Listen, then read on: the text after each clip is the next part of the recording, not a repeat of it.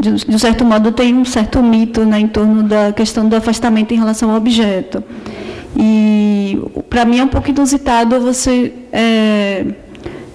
entregar o seu trabalho durante o processo para o seu objeto, tipo, ler, né? E aí eu queria saber se isso foi, tipo, uma coisa que aconteceu naturalmente, foi uma opção metodológica, enfim, em relação a isso.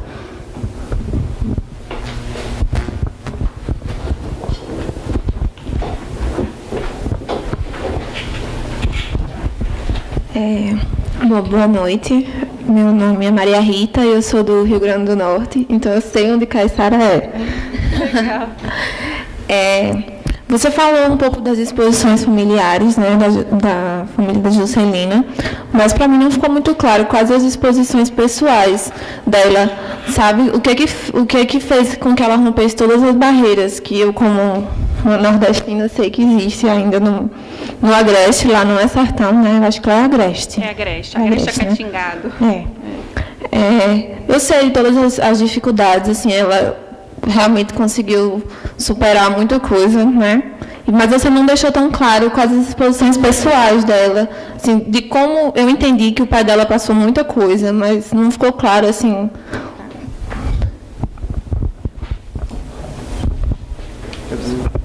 Boa noite, muito obrigada. Eu estou muito feliz de escutar a você. É como um respiro ver pesquisas assim nessa direção.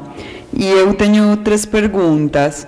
Uma tem que ver com a reflexividade, como foi essa afetação de sua proximidade com a vida dela. Porque eu acho que em sua fala você dá como umas pistas sobre isso, mas, por exemplo, quando você o tempo todo está falando, bom, eu não sou responsável por o que aconteceu com ela depois, aí eu fico pensando que tem uma responsabilidade, e você sabe tanto disso que por isso fala o tempo todo.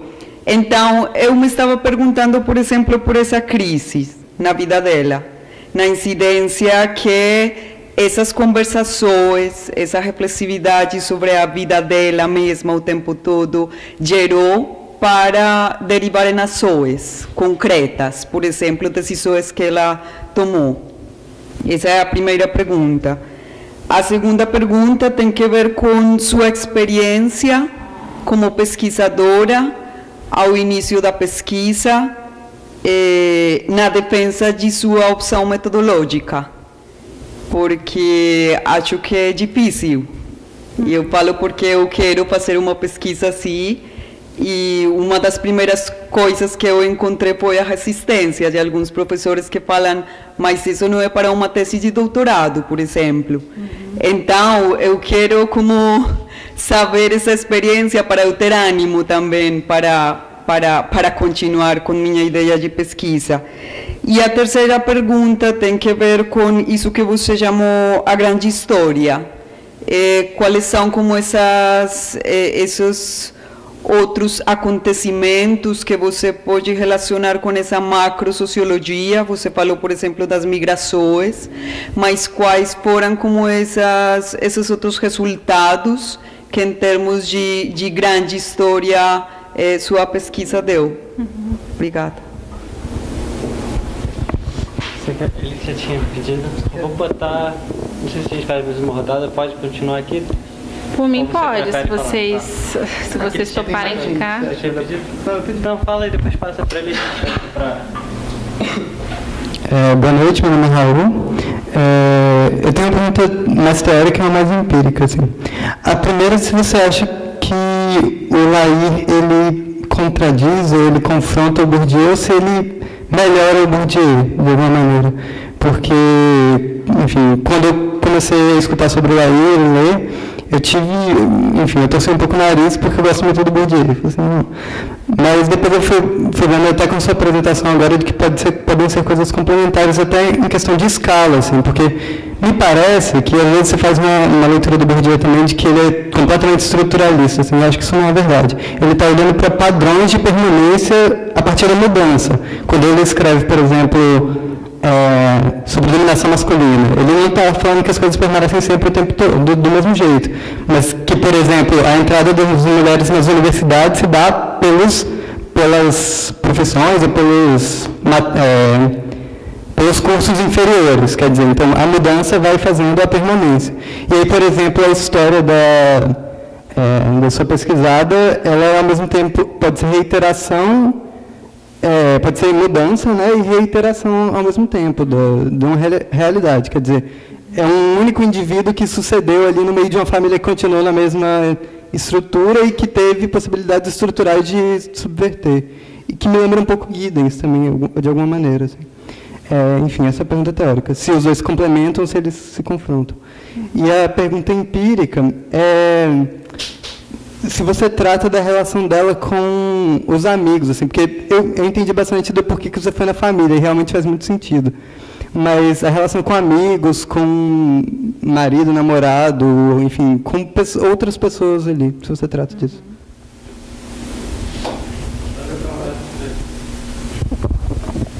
Boa noite, Priscila. Boa noite a todos. Eu sou o Léo, não sou daqui da casa. Parabéns pelo trabalho, achei magnífico. Vou ler com certeza e pegar muitas das suas referências também, porque eu tenho interesse em estudo de trajetórias, né, a fim de compreender um pouco a experiência social dos indivíduos. A minha pergunta é mais ou menos sobre o seu quadro teórico, e eu queria entender se você teve que enfrentar, se é um debate, um confronto entre o Lair, né, e os estudos fenomenológicos, né, do Schutz, né. Eu queria entender um pouco se você teve que abrir, né, esse caminho, e como é que esse debate ele se apresenta dentro da sua tese. Tá. Uhum.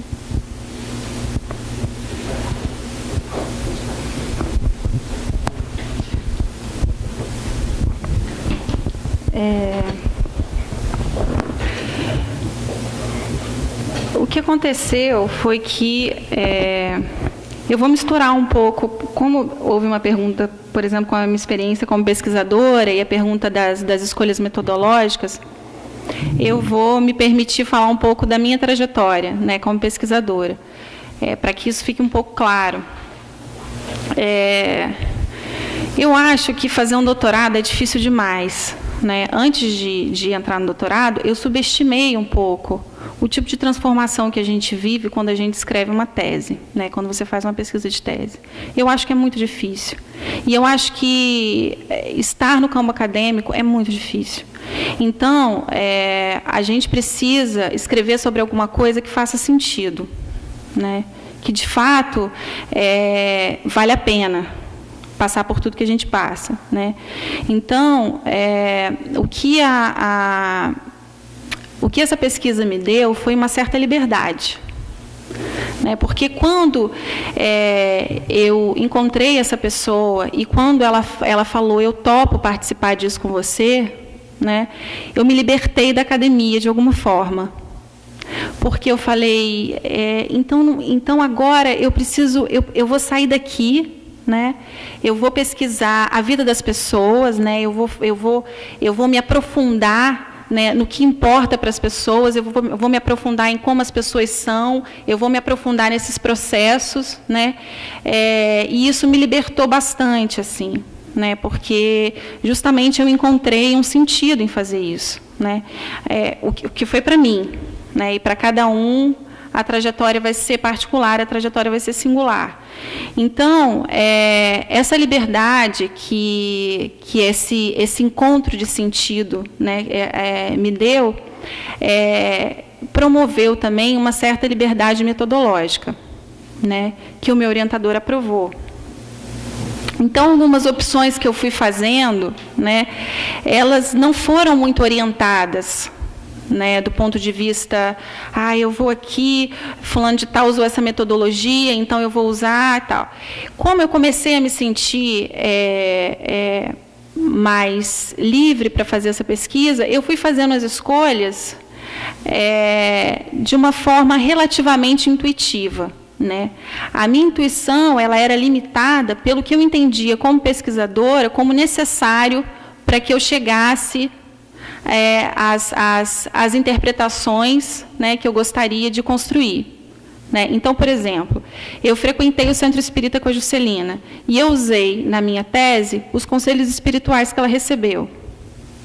Por quê? Porque aqueles conselhos espirituais faziam sentido para ela. Em alguns momentos, ela orientou a vida dela a partir do que estava escrito naqueles conselhos.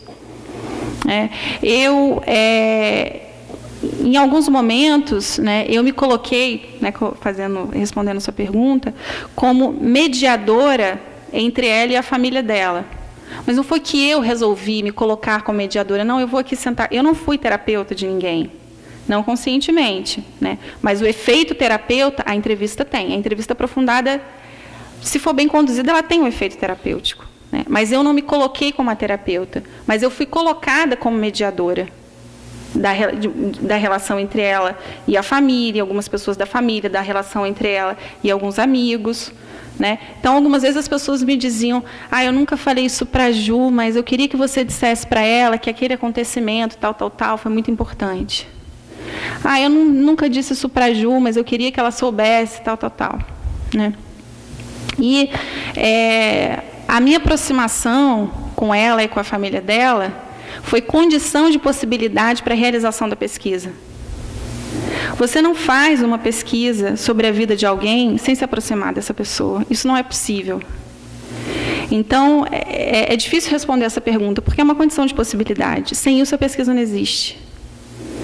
Né? E o que eu fiz para digamos assim, tornar minha pesquisa mais honesta possível, né?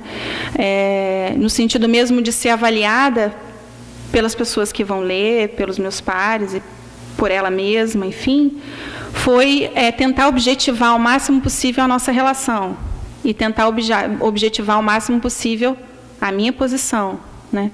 Tanto é que tem um capítulo da tese que é justamente sobre a trajetória da pesquisa, né? Como eu resolvi fazer, como eu me afetei, que foi a palavra que a Catalina usou, né? Como que eu me afetei por essa pesquisa, né? Qual foi esse processo? Eu tentei reconstituir, inclusive, em narrativa, esse processo de envolvimento que eu mesma, como pesquisadora, tive. Né? Mas você não faz... O Olivier Schwartz, ele tem um livro lindo, uma pesquisa linda sobre a vida íntima de operários, né? O mundo privado dos operários. E ele fala isso, ele fala, você não entra na vida íntima de ninguém se você também não estiver disposto, né, a ter a sua vida íntima questionada, a ter a sua vida também questionada, avaliada, julgada, né? E isso faz parte desse tipo de pesquisa, eu não consigo ver nenhum problema. O que eu acho que é importante é que o pesquisador ele tenha um cuidado em objetivar essa relação, em reconstruir essa relação, não só narrativa, mas também analiticamente. Né? E existem, inclusive, enfim, orientações teóricas justamente para isso, como Jorge Devereux, da etnopsiquiatria. Né? Então, com relação à sua pergunta, é isso que eu responderia. Né? É uma condição de possibilidade para a pesquisa e eu nunca vi, na verdade, nenhum problema com relação a isso. Agora, uma das coisas que me pareceu extremamente importante, inclusive do ponto de vista ético, na minha opinião, foi deixar que ela tivesse acesso aos textos. Né? Inclusive, eu queria que ela tivesse acesso aos textos, porque eu fiz uma pesquisa extremamente arriscada. Né? Porque eu fui conhecendo a Juscelina com o tempo. Ela poderia perfeitamente, no meio da pesquisa, falar, eu não estou gostando da forma como as coisas estão acontecendo, eu desisti porque eu acho que eu estou sendo exposta demais, ou eu vou voltar atrás porque esse processo está sendo doloroso demais para mim. Muitas coisas poderiam ter acontecido. Né? E a entrega desses textos para ela foi, inclusive, uma forma de me proteger, como pesquisadora. Mas não só me proteger, eu também queria saber qual seria a reação dela, eu queria que ela gostasse. Eu não tenho problema em admitir isso, porque está todo mundo aí para ler a tese, dizer se a tese foi mal orientada, no sentido, não mal orientada pelo meu pesquisador, mal orientada no sentido de que eu não dei boas interpretações sociológicas para aqueles dados, enfim, a minha interpretação não foi boa. Né? A tese está aí para qualquer um ler. né? Então, mas eu quis também proteger, mas eu quis também que ela achasse a tese bonita, inclusive. E daí a minha tese ela tem, porque, por exemplo, o livro do Lair, que é a biografia do Kafka, ele faz meio que um recorte de temas, né? Eu decidi escrever a biografia na duração da vida. Então, como que foi a infância dela? Como que os pais se conheceram? E daí o que aconteceu antes dela nascer? E daí ela nasceu. Como que foi a infância, né? Como que foi a época que ela estudou lá, que ela trabalhou no sindicato, e depois quando ela foi para João Pessoa. Então, eu realmente fiz uma narrativa, né, no sentido de um romance mais tradicional, digamos assim, né, com uma cronologia mais tradicional. E eu quis fazer dessa forma, inclusive porque eu queria que ela se identificasse com o texto, apesar de ser uma análise sociológica. Eu não queria fazer uma coisa meio assim truncada, né, que só sociólogos conseguiriam entender, alguma coisa nesse sentido, porque eu acho também que isso é importante para ela me dizer, olha, você está me expondo demais, eu não gosto desse jeito, né? E nós poderíamos negociar isso. Não aconteceu. Nossas negociações elas aconteceram de outras formas, né? Às vezes até implícitas, né? Implícitas. Uma negociação que foi fundamental, que eu descrevo isso na tese, que foi uma negociação comigo mesma, que depois eu informei a ela, na verdade, foi que quando nós ficamos em Caiçara pela primeira vez, a gente ficou no mesmo quarto de hotel. A gente ficou num hotelzinho que tem lá, uma pousada. Ela ficou numa cama e eu fiquei em outra cama, né? Porque depois de um dia inteiro de pesquisas e tal, eu fiz uma longa entrevista com ela, gravada, inclusive, sobre como tinha sido aquele reencontro com o sítio, com as ruínas do sítio onde ela cresceu, tinha sido tudo muito forte e tal, como tinha sido a visita na casa da irmã dela, e aí na visita ela foi vendo as árvores, foi vendo as plantas, e daí foi vendo os caminhos e foi se lembrando de várias coisas da infância. Foi um momento super importante da pesquisa, contando as brincadeiras de infância, que também é uma coisa que eu procuro tratar e tal. E aí eu fiz essa longa entrevista com ela e ela começou a sonhar, a falar sonhando. E aí ela começou a balbuciar, começou a falar. E aí eu, sem querer, ouvi os sonhos dela. E aí eu fiquei completamente atônita. Eu falei, meu Deus, o que eu faço? Eu vou para fora do quarto? Porque ela não me autorizou a ouvir o sonho dela, né? Não escrito no contrato, porque não teve, mas implicitamente, quer dizer, a gente não está autorizada a ouvir o inconsciente, né? A gente não tá, ela não me deixou ouvir o sonho dela. Isso não existe. Como que eu ouço o sonho de uma pessoa, né? E aí eu fiquei sem saber o que fazer. E falei, eu vou sair do quarto, mas aí eu vou ficar a noite inteira fora do quarto, acho que também não vai dar muito certo, porque eu vou ficar do lado de fora. Então, eu fiquei lá e não contei para ela imediatamente que eu tinha ouvido os sonhos dela, não. E fiquei com aquela informação. Eu fiquei com vergonha, na verdade, né? Gente, como que eu falo para a pessoa que eu ouvi o sonho dela? E depois eu continuo com a pesquisa. E fiquei na minha, né, falando, quando eu estiver preparada, eu falo, né? E aí eu escrevi no caderno de campo. Não imediatamente, porque eu também não consegui escrever. Tamanho foi a minha perplexidade. Depois de um tempo, eu escrevi no caderno de campo. E depois, né, que eu escrevi, eu falei, meu Deus, e aí no caderno de campo, acho que eu até coloco isso na tese, essa parte do caderno. Aí depois eu falo com ela, Ju, você sonhou e tal, e você falou enquanto você estava sonhando. Contei para ela e falei, obviamente, eu não vou falar sobre não vou colocar na tese sobre o que você estava falando, né? Até porque eu nem vou saber, eu nem tenho material suficiente para analisar um sonho, né? Eu acho que eu precisaria de outros sonhos para, sei lá, conseguir fazer uma análise, mas eu não tenho nem aporte para isso, analítico, teórico, né? E nem estou interessada em ter, e também não ia fazer isso, mas não só por isso, mas também porque eu não acho correto. Então, eu falei com ela, eu não vou falar o que eu ouvi, mas porque não faz sentido nem é relevante. Mas eu posso falar que eu ouvi e aí fazer uma discussão sobre os limites, né, do pesquisador a partir disso. Então, foi o que eu fiz, né? E daí, esse sonho me serviu de material para eu discutir, então, quais são os limites do pesquisador, né, numa pesquisa em que a gente é tão profundamente afetado, né, em que, enfim, aquela pessoa se abre tanto para você, né, quais são os limites. Então, eu procurei usar essa situação para discutir essa questão dos limites. Eu não sei nem por que eu estava falando isso agora, me perdi um pouco. Mas eu acho que era para falar um pouco da minha experiência como pesquisadora. E também de entregar o trabalho para ela ler e tal. E também sobre a questão da reflexividade do pesquisador, né? Bom, sobre as disposições da Juscelina, quem me perguntou mesmo, só para eu olhar para a pessoa, né? Maria Rita. A Juscelina é uma pessoa extremamente ascética, né? E daí ela transfere essa disposição. Então, ela é ascética com o corpo, né? Ela tem uma disciplina de exercícios, de dieta, né? Ela era extremamente disciplinada no trabalho, muitíssimo disciplinada, era a primeira a chegar, era a última a sair, né? Se tivesse que estudar alguma coisa, ela estudava.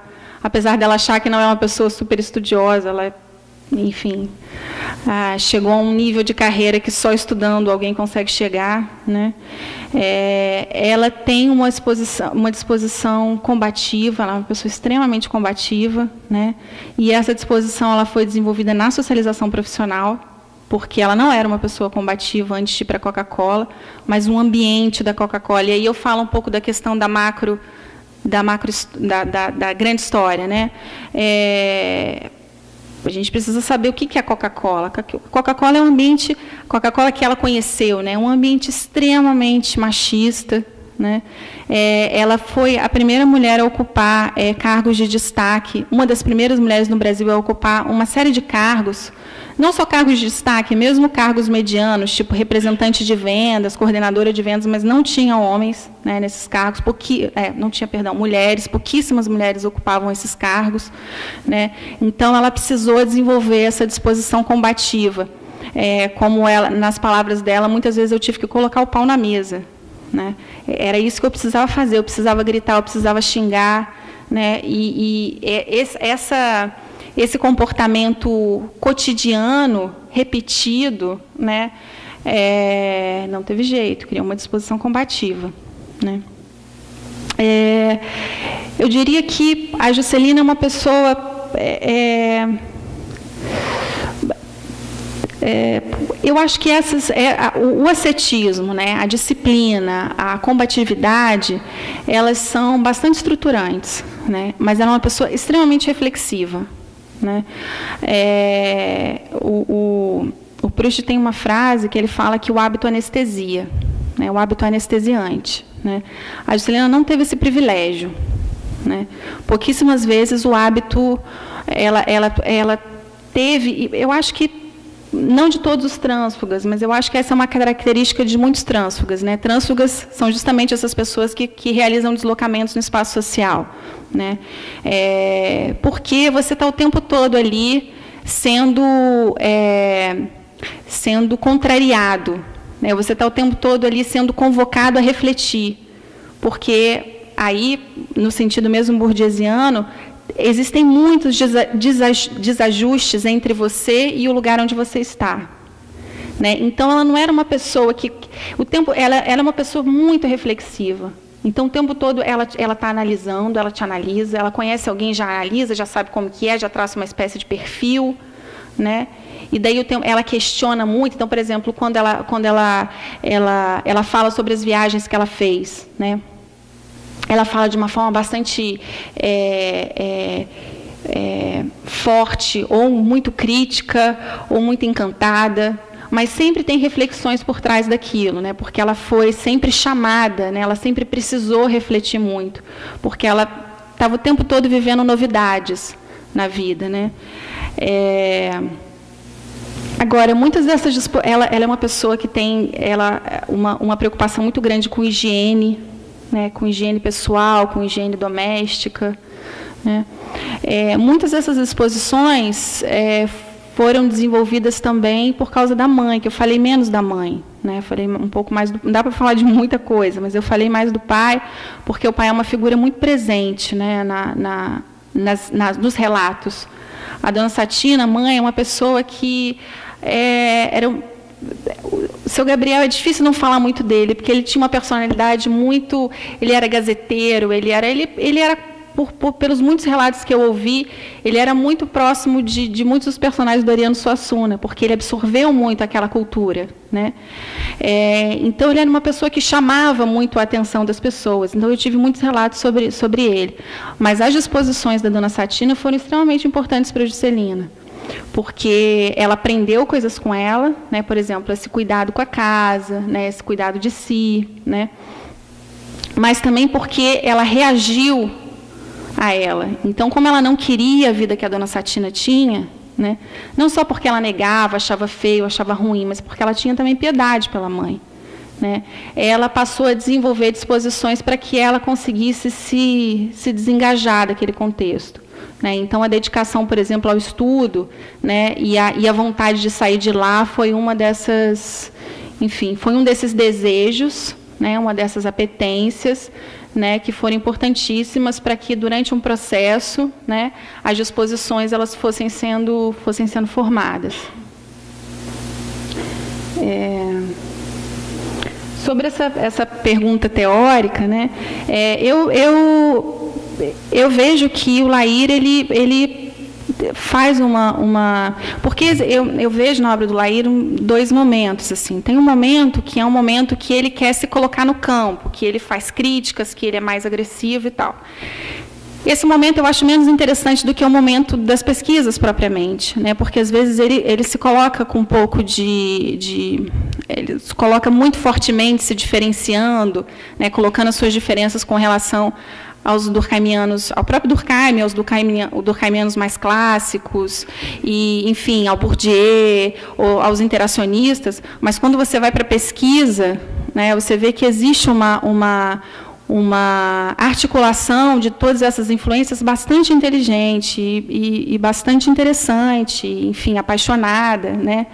Então, sem considerar muito o discurso que ele faz, né, sobre essas rivalidades, né, teóricas e metodológicas, e considerando mais os trabalhos mesmo que ele realizou, eu acho que é um prolongamento mesmo do trabalho do Bourdieu. Eu acho que sim, é uma diferença de escala de análise, mesmo com relação aos trabalhos da escola, né, quando ele fez, por exemplo, sucesso escolar nos meios populares, não tem nada a ver com negar a correlação estatística entre origem social e desempenho escolar, enfim, negar que a violência simbólica está presente, muito pelo contrário, né? Quando ele fez essa diferença entre as formas sociais orais e a forma escritural, ele justamente denunciava também esse elemento de dominação, portanto, de alguma coisa que, falando com Bourdieu, a gente poderia chamar de violência simbólica, né?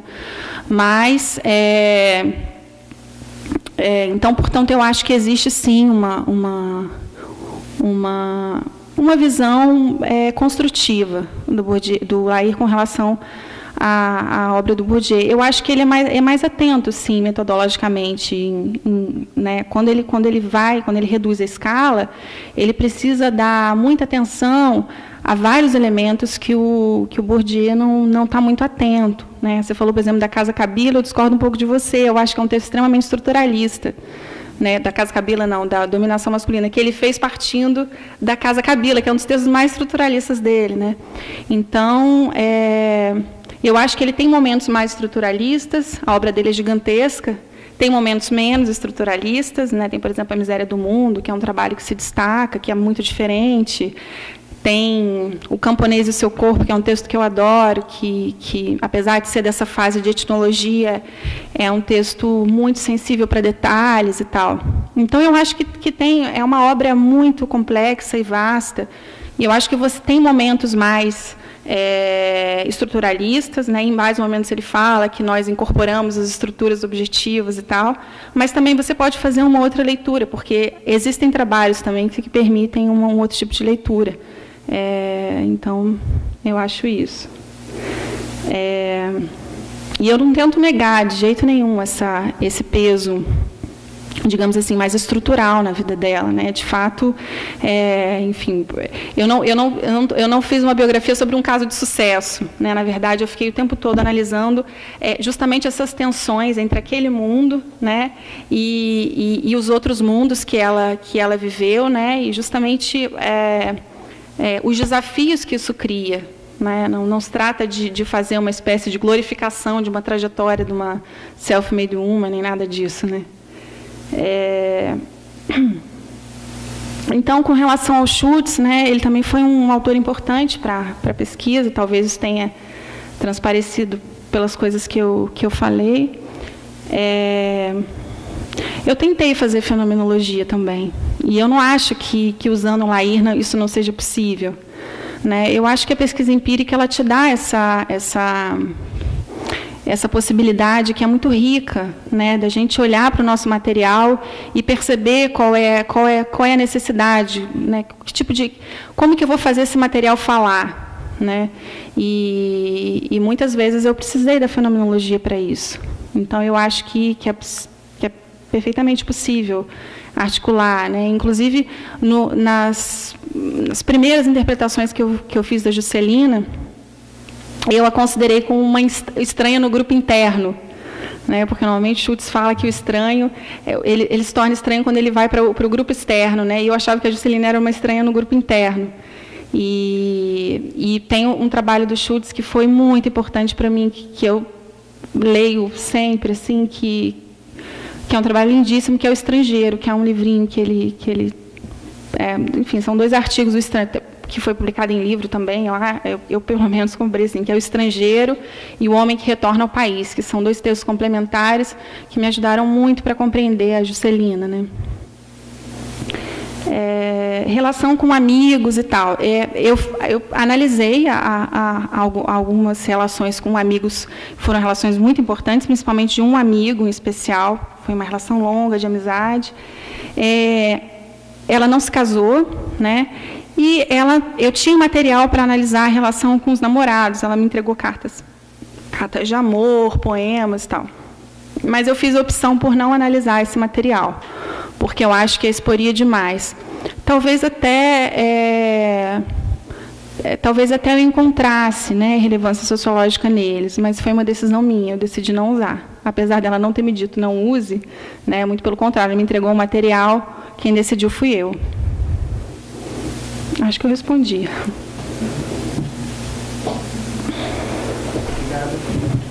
Quero agradecer a todo mundo, obrigado. Obrigada, gente. Obrigado, Priscila. Quinta-feira que vem, gente.